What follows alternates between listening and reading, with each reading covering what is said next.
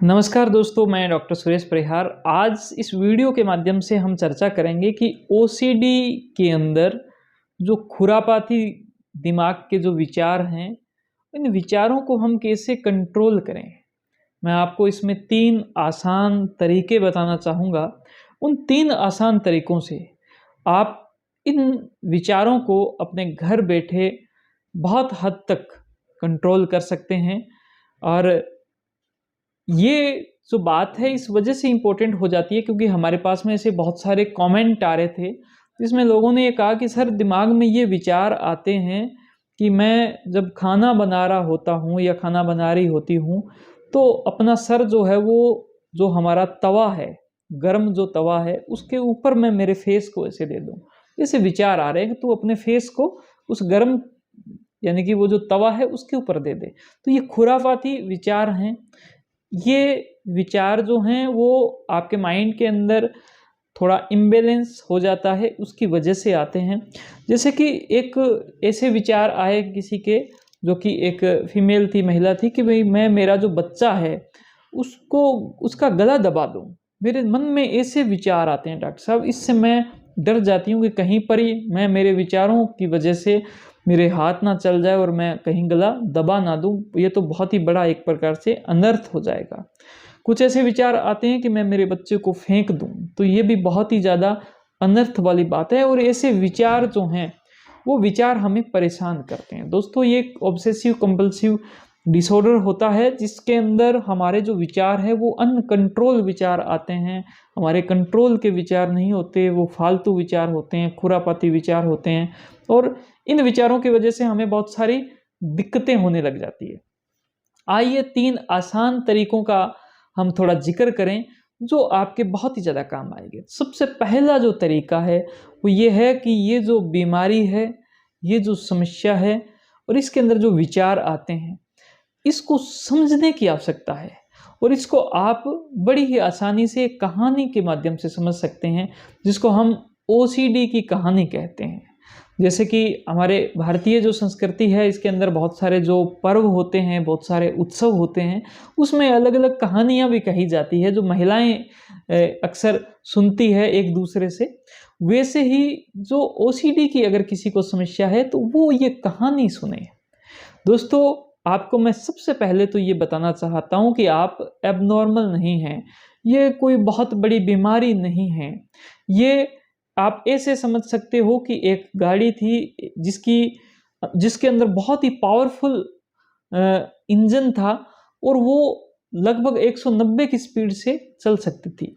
लेकिन उस गाड़ी के अंदर उस स्पीड से चलने पर जो कंट्रोल करने का जो सिस्टम था वो गड़बड़ हो गया। अब कंट्रोल करने का सिस्टम गड़बड़ हो गया, वो 190 पे चल रही है जहाँ पर उसको 190 नहीं चलना चाहिए था। जहाँ पर स्पीड 70, 80, 90 की होनी चाहिए थी, वहाँ पर वो 190 पे चल रही है। तो आपको अपने विचारों को कंट्रोल ही करना है। कहानी की बात करें तो ये कहानी ओरिजिनलिटी में जो डॉक्टर कन्हैया जी हैं, मेरे अजीज मित्र, उन्होंने इस कहानी की शुरुआत की। धीरे धीरे इसके अंदर मॉडिफिकेशन भी होते गए। मैं आपको संक्षिप्त में बताना चाहता हूँ। अगर आपको डिटेल में चाहिए ये कहानी तो आपके लिए अलग से एक वीडियो आ जाएगी, या फिर आप उनके द्वारा भी ये कहानी सुन सकते हो। संक्षिप्त में ये है कि कोई एक गांव था और उस गांव के पास में ही एक गुफा थी। और उस गुफा के अंदर से एक दिन आवाजें आने लग गई कि मैं आप सब गांव वालों को खा जाऊंगा। इसे लगा कि एक बहुत ही बड़ा राक्षस है और उसने कहा कि मैं खा जाऊंगा। तो गांव वाले उस गुफा के पास में गए और बोले कि भाई ऐसे क्यों खा जाओगे, क्या इसका समाधान है, किस प्रकार से। तो गांव वालों ने को वहां से आवाज आई कि भाई आप मुझे जो है कोई भी एक जो पशु है वो मुझे हर रोज उपलब्ध करवा दिया करो, फिर मैं शांत रहूंगा। तो उन्होंने पशु को उपलब्ध करवा दिया।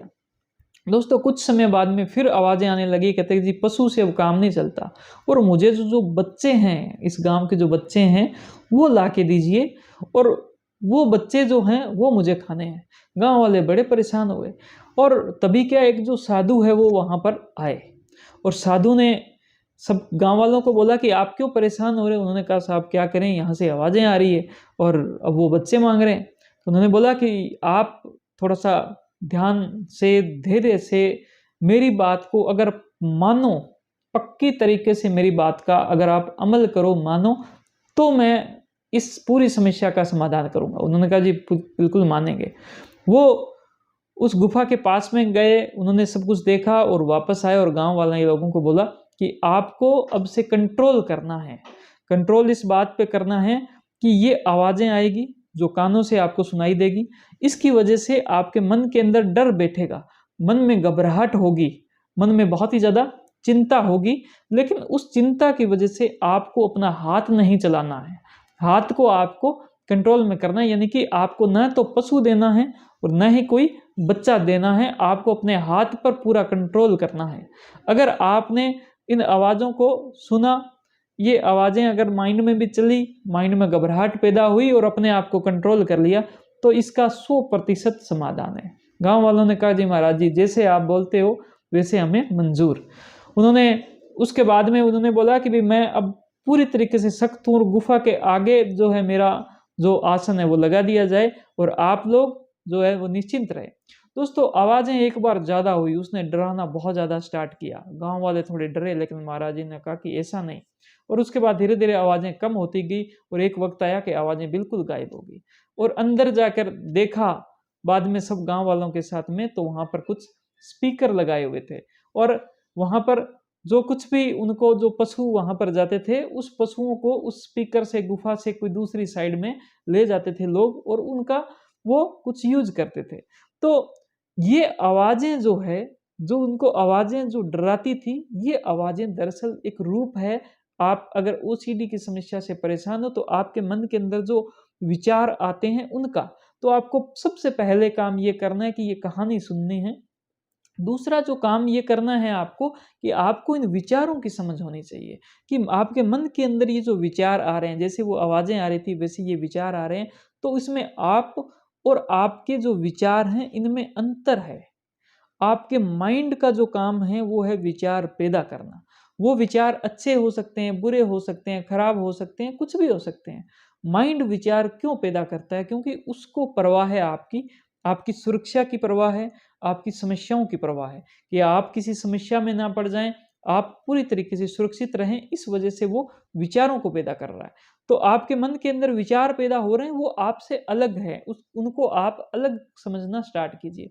दोस्तों इसके अंदर बहुत सारे विचार पैदा होते हैं, जिसको हम ऑटिस्टिक थिंकिंग बोलते हैं, जिसको हम इमेजिनरी थिंकिंग बोलते हैं। मन जो है वो सपनों में चलता है, जैसे सपने जो चलते हैं, इमेजिनेशन की जो थिंकिंग है वो बोलते हैं। इसको हम मैजिकल थिंकिंग बोलते हैं। मैजिकल यानी कि वो जादुओं के तौर पर चलता है। तो मन जो है, आपका इंसानी मन के अंदर ये पावर है कि वो भूतकाल के अंदर भी जा सकता है, वो भविष्य में भी जा सकता है। उसको जाने दें, उसके ऊपर आप उसको कंट्रोल ना करने दें। उसके अंदर जो भी विचार आते हैं वो आने दें और उन विचारों को बाहर जाने दें। आपको उसके ऊपर कहीं भी जो काम है वो नहीं करना, सबसे ज़रूरी बात। अब मैं आता हूँ तीसरी नंबर बात पर, और वो ये है कि आपने अपने विचारों को समझ लिया, उसके बाद में आपका अपने हाथ पर, यानी आपका अपने कर्मों पर पूरा कंट्रोल होना चाहिए। आपके मन के अंदर विचार आएँगे, क्योंकि मन का काम है, माइंड का काम है आपकी सुरक्षा के बारे में, आपकी समस्याओं के बारे में सोचना, विचारों को पैदा करना। आपके विचार आएँगे, लेकिन उन विचारों की वजह से आपके जो हाथ ना चले, आप एक्शन ना लीजिए, आप उन विचारों पर कोई भी एक्शन ना लें। और वो जो एक्शन ना लेना है, वो एक प्रकार से ये है कि आपने सोचा दिमाग के अंदर कि ये विचार आए, इन विचार आने का कोई तात्पर्य नहीं है, अभी मुझे इन विचारों की आवश्यकता नहीं है, तो वो विचार चले जाएँगे। जब आप वो विचार आते हैं और उन पर आप एक्शन ले लेते हो, उसी के साथ में माइंड समझता है इन विचारों की आवश्यकता थी, उस पर वो विश्वास करने लग जाता है और आपको वो विचार वापस दिलाने के लिए प्रेरित करता है। तो आपको तीसरी नंबर जो ये बात है, इसका बहुत ही अच्छे से ख्याल रखना है। आपको एक्शन नहीं लेना, अपने हाथ पर पूरा कंट्रोल करना है। तो मैं उम्मीद करता हूँ कि ये अगर 3 बातें हैं और ये जो 3 जो मैंने आपको सूत्र दिए, इनका अगर आप पूरी अच्छे तरीके से फ़ॉलो करते हो, तो आपकी जो ओसीडी की समस्या है, वो बहुत हद तक कंट्रोल में आएगी। लेकिन अगर आप इसको बहुत अच्छे से जड़ से समझना चाहते हो, उसको ठीक करना चाहते हो, तो हमने एक डिजिटल माइंड केयर इंडिया नाम का प्लेटफॉर्म बनाया है, जिस पर सीबीटी थेरेपी एडवांस जो कोर्स है वो आपको डिजिटली तरीके से हमने आपको दिया है। आप उस कोर्स को समझें, उस कोर्स को लेवें और उसका उपयोग करें और अपने आप को सुधार सकते हैं। इसका लिंक जो है इसी वीडियो के साथ में। अगर आपको ये वीडियो अच्छी लगी कृपया इसको लाइक करें, अपनी बातों को मुझे कमेंट करें, इस वीडियो को ज़्यादा से ज़्यादा लोगों तक शेयर करें और हमारे यूट्यूब चैनल को सब्सक्राइब करें, बेल आइकन दबाएं। आप हमारे यूट्यूब की मेंबरशिप को भी ज्वाइन कर सकते हैं, उसका भी बटन जो है वो इसी वीडियो के साथ में। बहुत बहुत धन्यवाद। Thank you. जय हिंद, जय भारत।